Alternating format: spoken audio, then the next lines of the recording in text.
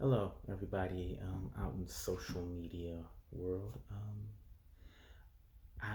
If you know me or you follow me, I make these videos from time to time, and so I'm gonna start trying to. My goal is to start making these every day, and I'm simply gonna title them what they are. That's something to think about, just to maybe drop in your mind a nugget or a jewel that you can use to think about for the rest of your day. Um, so today's something to think about is surrounding the phrase is a phrase that came up a lot in the late 90s, and it is still used in some way, shape, or form. And it started out as a phrase called, the thirst, or to be thirsty, or people would say the thirst is real. And it started out as this idea of being desperate and chasing after stuff, whether it be people, things, material possessions. And it was ultimately from the idea that you're never satisfied. Enough is never enough. And funny as it seems, the Bible does speak about this idea of the thirst or being thirsty. Jesus in the fourth chapter of John is at the well, and he's joined at the well that he's sitting at. It's like noon time of the day. The Samaritan woman comes up. He asks her for a drink. She goes into, you know, thinking about it from a social standpoint of you're a Jew, I'm a Samaritan, why would you ask me for a drink? And then he says, if you knew the gift of God that was sitting next to you, you'd give me a drink and then I would have given you living water. And she looks and she goes, well, hey, if you don't have anything to draw the water out of, how are you going to give me this living water? Then Jesus breaks down something that's amazing.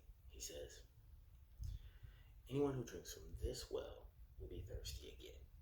But anybody who drinks of the water that I give, the living water that I offer, I'm paraphrasing, of course, um, will never thirst again. That water will create in them a wellspring, um, flowing up, bubbling up, depending on your translation, into everlasting or eternal life. Let's look at it in this context. That well that Jesus is talking about, that he's asking the Samaritan woman to give him a drink from, that's a representation of the world outside here.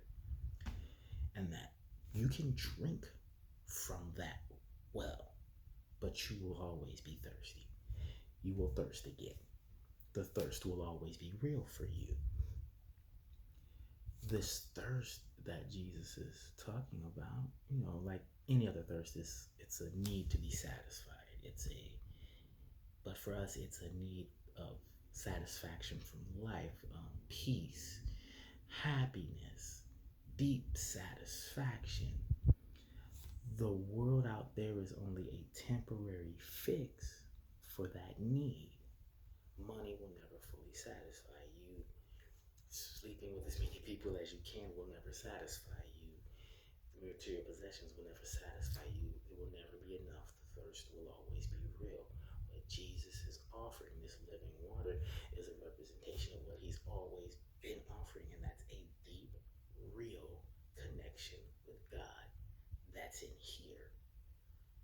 And it's in that water. It is in that connection, that relationship with God that you find on the inside, that your thirst will be quenched and you will never thirst again. You will be satisfied in life. You will find peace. You will find real happiness.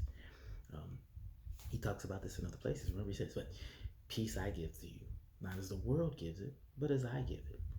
I mean, this world is not designed to give us any real sense of peace. This world, this society is designed to make us feel inadequate, to make us feel like there's always something missing and that it will never be satisfied. Why?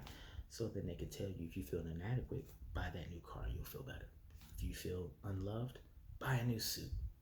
Get your hair done, you'll feel better about yourself.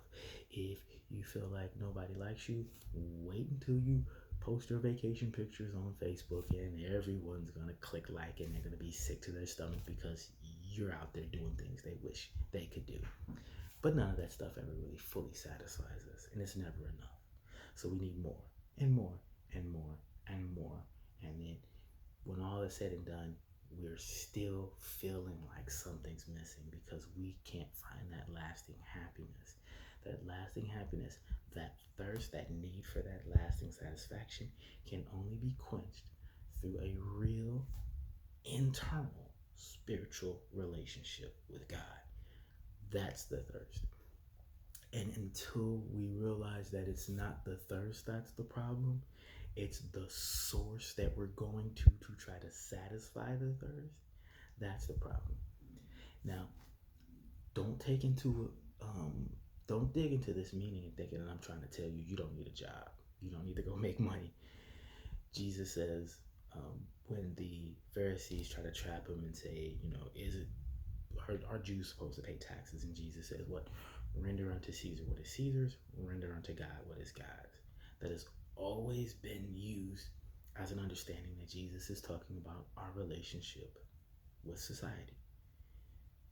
You gotta do stuff out in this world. You gotta go get a job. You gotta make money. You gotta pay your bills.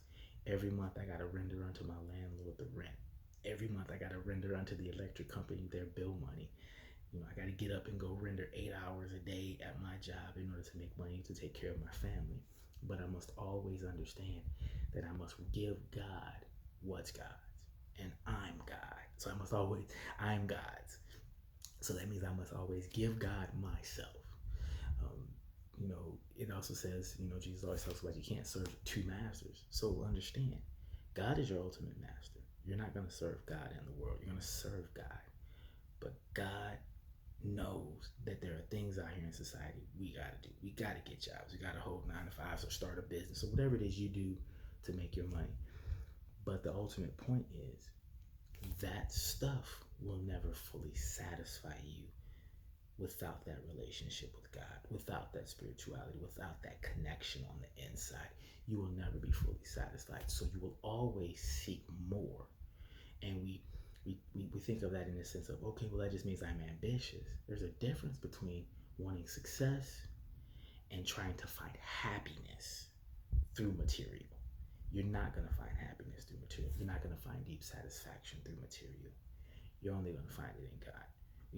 We say the same thing about relationships. Once I find that right girl, once I find that right guy, I'm going to be happy. Then you find that right person, you're still not happy, and you blame that other person.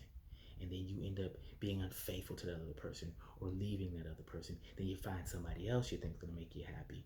They don't. And you pine for the original person that you left.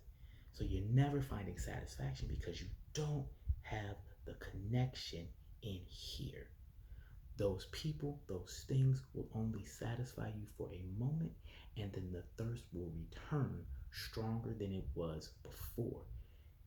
Find God in here, find God in here, find God in your praise, in your worship. Connect with Him internally.